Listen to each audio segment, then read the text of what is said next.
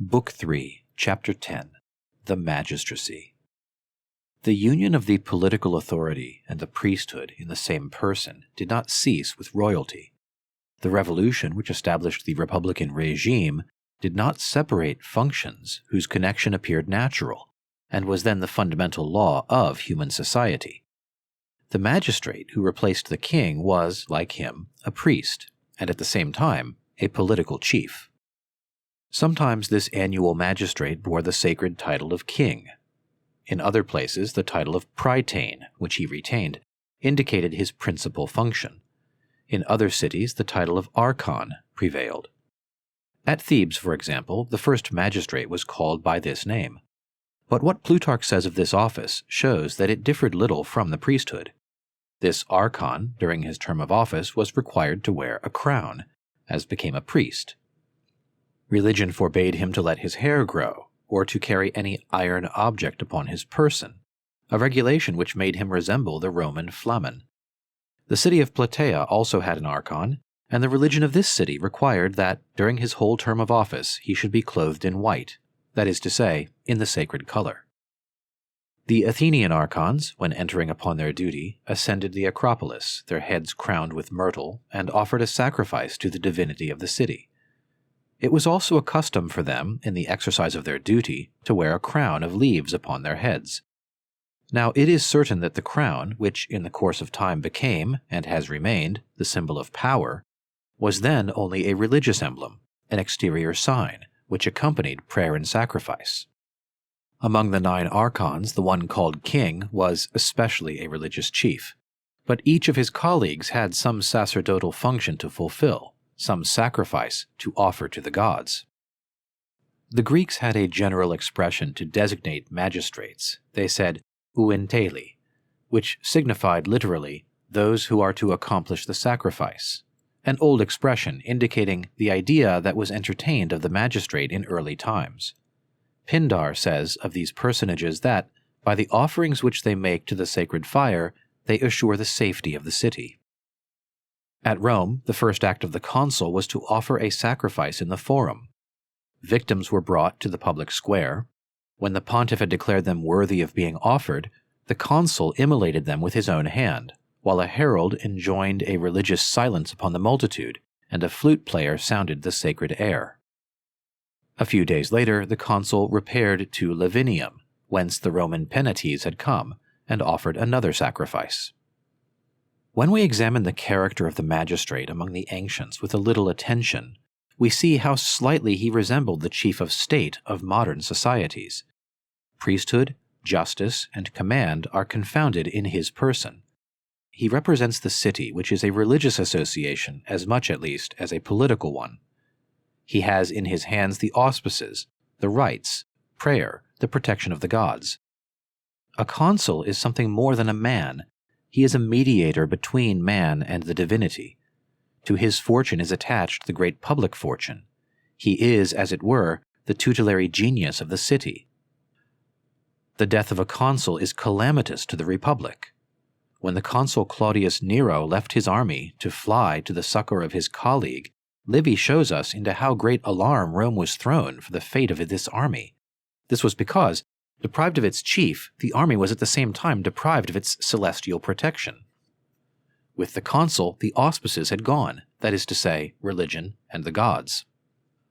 The other Roman magistracies, which were, in a certain sense, members successively detached from the consulship, like that office, united sacerdotal and political attributes.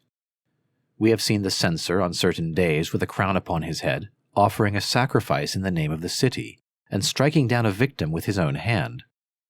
The praetors and the curule aediles presided at religious festivals. There was no magistrate who had not some sacred act to perform, for in the minds of the ancients all authority ought to have some connection with religion.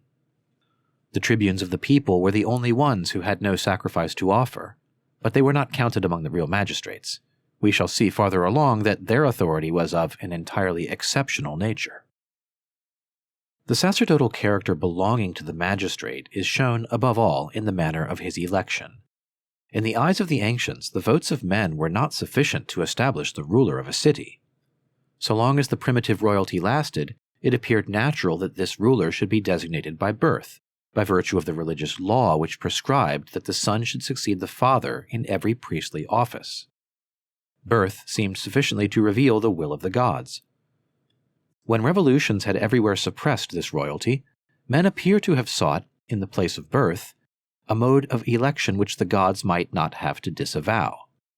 The Athenians, like many Greek peoples, saw no better way than to draw lots, but we must not form a wrong idea of this procedure, which has been made a subject of reproach against the Athenian democracy, and for this reason it is necessary that we attempt to penetrate the view of the ancients on this point. For them, the lot was not chance, it was the revelation of the divine will. Just as they had recourse to it in the temples to discover the secrets of the gods, so the city had recourse to it for the choice of its magistrate. It was believed that the gods designated the most worthy by making his name leap out of the urn. This was the opinion of Plato himself, who says, "He on whom the lot falls is the ruler, and is dear to the gods, and this we affirm to be quite just. The officers of the temple shall be appointed by lot. In this way their election will be committed to God, who will do what is agreeable to him." The city believed that in this manner it received its magistrates from the gods. Affairs are substantially the same at Rome. The designation of a consul did not belong to men. The will or the caprice of the people could not legitimately create a magistrate. This, therefore, was the manner in which the consul was chosen. A magistrate in charge, that is to say, a man already in possession of the sacred character and of the auspices, indicated among the dies fasti the one on which the consul ought to be named. During the night which preceded this day, he watched in the open air, his eyes fixed upon the heavens, observing the signs which the gods sent, whilst he pronounced mentally the name of some candidate for the magistracy. If the presages were favorable, it was because the gods accepted the candidate. The next day the people assembled in the Campus Martius. The same one who had consulted the gods presided at the assembly. He pronounced in a loud voice the names of the candidates concerning whom he had taken the auspices. If among those who sought the consulship there was one for whom the auspices had not been favorable, his name was omitted. The people voted upon those names only which had been pronounced by the president. If the president named but 2 candidates, the people necessarily voted for them. If he named 3, they chose 2 of them. The assembly never had the right to vote for other men than those whom the president had designated, for the auspices had been for those only, and for those only had the consent of the gods been assured. This mode of election, which was scrupulously followed in the first ages of the Republic, explains some peculiarities of Roman history which at first surprise us. We see, for example, that quite frequently the people were unanimous for 2 men for the consulship, and still they are not elected. This is because the president has not taken the auspices concerning these 2 men, or the auspices have not been favorable. On the other hand, we have seen the people elect to the consulship men whom they detested. This was because the president pronounced only these 2 names. It was absolutely necessary to vote for them, for the vote was not expressed by yes or no. Every vote was required to contain 2 names, and none could be written except those that had been designated. The people, when candidates were presented who were odious to them, could indeed show their displeasure by retiring without a vote, but there always remained in the enclosure citizens enough to make up a quorum. Here we see how great was the power of the president of the comitia, and we no longer wonder at the expression creat consules, which referred not to the people, but to the president of the comitia. It was of him indeed, rather than of the people, that it might be said, he creates the consuls, for he was the one who discovered the will of the gods. If he did not create the consuls, it was at least through him that the gods created them. The power of the people went no farther than to ratify the election, or, at most, to select among 3 or 4 names, if the auspices had been equally favorable to 3 or 4 candidates. Doubtless this method of procedure was very advantageous to the Roman aristocracy, but we should deceive ourselves if we saw in all this merely a ruse invented by them. Such a ruse was never thought of in the ages when they believed in this religion. Politically, it was useless in the first ages, since at that time the patricians had a majority in voting.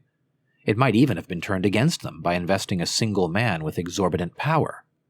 The only explanation that can be given of this custom, or rather of these rites of election, is that everyone then sincerely believed that the choice of the magistrates belonged not to the people, but to the gods. The man in whose hands the religion and the fortune of the city were to be placed ought to be revealed by the divine voice. The first rule for the election of a magistrate is the one given by Cicero, that he be named according to the rites. If, several months afterwards, the Senate was told that some rite had been neglected or badly performed, it ordered the consuls to abdicate, and they obeyed. The examples are very numerous, and if in the case of 2 or 3 of them we may believe that the Senate was very glad to be rid of an ill-qualified or ill-intentioned consul, the greater part of the time, on the contrary, we cannot impute other motives to them than religious scruples. When the lot or the auspices had designated an archon or a consul, there was, it is true, a sort of proof by which the merits of the newly elected officer were examined. But even this will show us what the city wished to find in its magistrate, and we shall see that it sought not the most courageous warrior, not the ablest and most upright man in peace, but the one best loved by the gods. Indeed, the Athenian Senate inquired of the magistrate-elect if he had any bodily defect, if he possessed a domestic god, if his family had always been faithful to his worship, if he himself had always fulfilled his duties towards the dead. Why these questions? Because a bodily defect, a sign of the anger of the gods, rendered a man unfit to fill any priestly office, and consequently to exercise any magistracy, because he who had no family worship ought not to have a national worship, and was not qualified to offer the sacrifices in the name of the city. Because if his family had not always been faithful to his worship, that is to say, if one of his ancestors had committed one of those acts which affect religion, the hearth was forever contaminated, and the descendants were detested by the gods. Finally, because if he himself had neglected the tomb of his dead, he was exposed to their dangerous anger and was pursued by invisible enemies. The city would have been very daring to have confided its fortunes to such a man. These are the principal questions that were addressed to one who was about to become a magistrate. It appeared that men did not trouble themselves about his character or his knowledge. They tried especially to assure themselves that he was qualified for the priestly office and that the religion of the city would not be compromised in his hands. This sort of examination was also in use at Rome.